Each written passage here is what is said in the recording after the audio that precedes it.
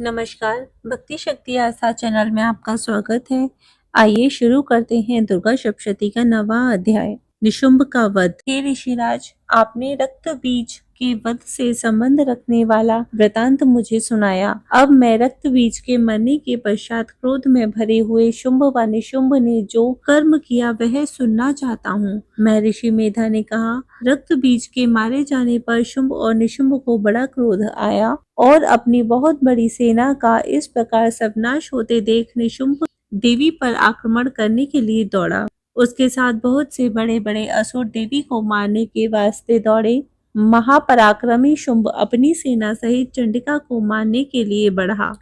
फिर शुंभ और निशुंभ का देवी से घोर युद्ध होने लगा और वह दोनों असुर इस प्रकार देवी पर बाण फेंकने लगे जैसे मेघों से वर्षा हो रही हो। उन दोनों के चलाए हुए बाणों को देवी ने अपने बाणों से काट डाला और अपने शस्त्रों की वर्षा से उन दोनों दैत्यों को चोट पहुंचाई।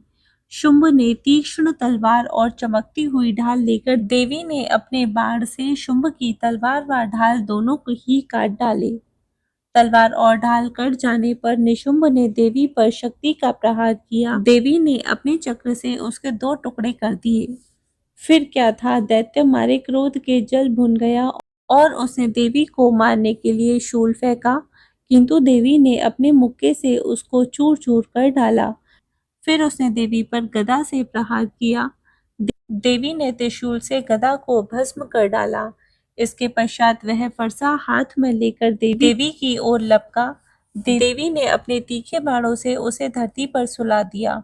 अपने पराक्रमी भाई निशुंभ के इस प्रकार से मरने पर शुंभ क्रोध में भरकर देवी को मारने के लिए दौड़ा। वह रथ में बैठा हुआ उत्तम आयुधों से सुशोभित अपनी 8 बड़ी बड़ी भुजाओं से सारे आकाश को ठेके हुए था। शुंभ को आते हुए देखकर देवी ने अपना शंख बजाया और धनुष की टंकोर से अत्यंत दुस्साह शब्द किया। साथ ही वह अपने घंटे के शब्द से, जो कि संपूर्ण दैत्य सेना के तेज को नष्ट करने वाला था, संपूर्ण दिशाओं को व्याप्त कर दिया। इसके पश्चात देवी के सिंह ने भी अपनी दहाड़ से सुन बड़े बड़े बलवानों का मत चूर चूर हो जाता है, आकाश पृथ्वी और दशों दिशाओं को पूरित कर दिया। फिर आकाश में उछलकर काली ने अपने दांतों तथा हाथों को पृथ्वी पर पटका। उसके ऐसा करने से ऐसा शब्द हुआ जिससे कि उससे पहले के सारे शब्द शांत हो गए। इसके पश्चात शिवदूती ने असुरों के लिए भय उत्पन्न करने वाला अट्टहास किया, जिसे सुनकर सब दैत्य थर्रा उठे और शुंभ को बड़ा क्रोध हुआ। फिर अंबिका ने उसे, दुष्ट खड़ा रहे कहा, तो आकाश से सभी देवता जय हो बोल उठे।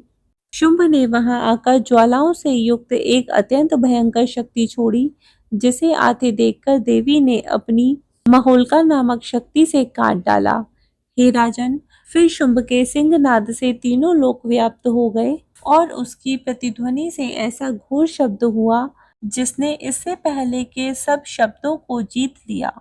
शुंभ के छोटे बाणों को देवी ने और देवी के छोटे बाणों को शुंभ ने अपने बाणों से काट सैकड़ों और हजारों टुकड़ों में परिवर्तित कर दिए।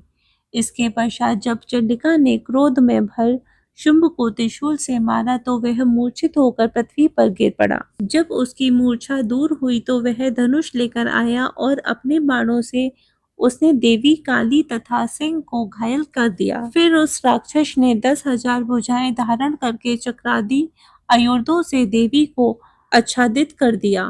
भगवती कुपित होकर अपने बाणों से उन चक्रों तथा बाणों को काट डाला। यह देखकर निशुंभ हाथ में गदा लेकर चंडिका को मारने के लिए दौड़ा। उसके आते ही देवी ने तीक्ष्ण धार वाले खड्ग से उसकी गदा को काट डाला। उसने फिर त्रिशूल हाथ में लिया और देव को दुखी करने वाला निशुंभ को त्रिशूल हाथ में लिए हुए आता देख चंडिका ने अपने शूल से उसकी छाती पर प्रहार किया और उसकी छाती को चीर डाला। शूल विदीर्ण हो जाने पर उसकी छाती में से एक उस जैसा ही महापराक्रमी दैत्य ठहर जा कहता हुआ निकला। उसको देखकर देवी ने बड़े जोर से ठहका लगाया। अभी वह निकल भी नहीं पाया था कि उसका सिर अपनी तलवार से काट डाला। सिर के कटने के साथ ही वह पृथ्वी पर गिर पड़ा। तदंतर सिंह दहाड़ दहाड़ कर असुरों का भक्षण करने लगा और काली शिवदूती भी राक्षसों का रक्त पीने लगी। कौमारी की शक्ति से कितने ही महादैत्य नष्ट हो गए। ब्रह्मा जी के कमंडल के जल से कितने ही असुर समाप्त हो गए। कई दैत्य माहेश्वरी के त्रिशूल से विदीर्ण होकर पृथ्वी पर गिर पड़े और कई वाराही के प्रहारों से छिन्न भिन्न होकर धराशायी हो गए। वैष्णवी ने भी अपने चक्र से बड़े बड़े महापराक्रमियों का कचूमर निकालकर उन्हें यमलोक भेज दिया और ऐन्द्री ने कितने ही महाबली राक्षस के टुकड़े टुकड़े कर दिए। कई दैत्य मारे गए, कई भाग गए, कितने ही काली शिवदूती और सिंह ने भक्षण कर लिए। 9वां अध्याय यहीं पर विराम लेता है। अगले वीडियो में हम 10वां अध्याय लेकर आएंगे।